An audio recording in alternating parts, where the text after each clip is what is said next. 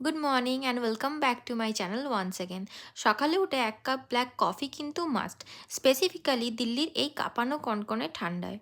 আজ ব্রেকফাস্টে হোস্টেল থেকে পেলাম ডাল রুটি, যেটা বেসিক্যালি ডালের স্টাফিং দিয়ে তৈরি পরাঠা, তার সাথে লকি কি সবজি অ্যান্ড লহসুন কা চাটনি। আমার কিন্তু এদের হাতে পরাঠা খুব ভালোই লাগে।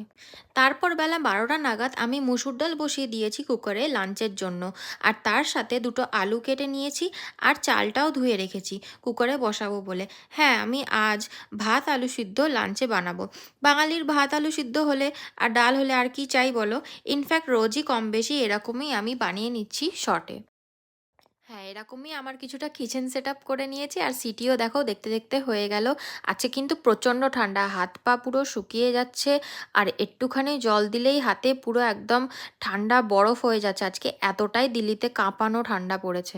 চান করে উঠে চুল শোকাতে তো বেরোতেই হবে, আমার কার্লি চুল, আর প্রচণ্ড ঝামেলা হয় চুল শোকাতে। আমার একদম চুল ড্রাই হচ্ছে না এখানে, আর হেয়ার ড্রায়ার আমি আনতে ভুলে গেছি। দেন এটা আমার বেস্ট ফ্রেন্ড এখানের, এই আমার সঙ্গী, এই আমার সব। আমি হোস্টেল থেকে বেরোই, দোকানে যাই, যাই করি, ও কিন্তু আমার পেছন পেছন ঠিক আসবে। আর আমার ঘরের কুকুরের নাম কোকো, আমার পেট। আমার ওর কথা এত মনে পড়ে, মিস করে, আর ওর মতনই দেখতে কিছুটা, ওই জন্য আমি ওকে খুব এত মিস করি। একে দেখেই আমার কোকোর কথা খুব মনে পড়ে যায়। আর আইসক্রিম উইন্টারে না খেলে কি করলাম বলো। ডিনারে আমি পেয়েছি আজকে দুটো ফুলকে রুটি, যেটাকে বলে, একটা লহসুনের চাটনি, আর কারি পকোড়া।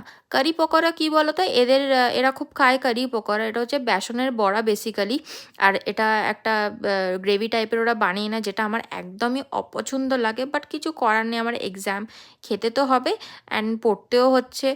তো পড়তে পড়তে বানাবার কিছু টাইম হয় না, তো কারি পকোড়াই খেয়ে দিন চালাচ্ছি till then bye, and that's it for